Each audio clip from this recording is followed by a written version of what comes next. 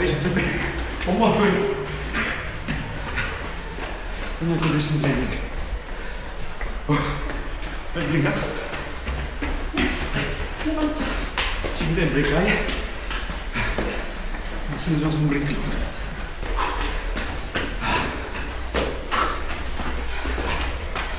Ty vole. High five, to je ťuk.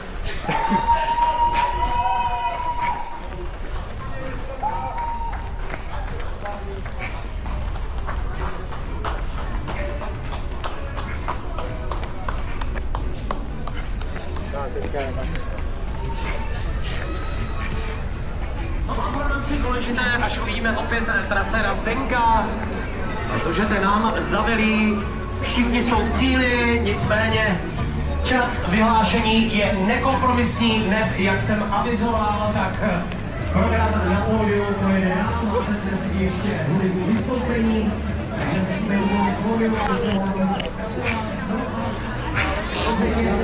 Já si myslím, že jsi byla do 400 minut.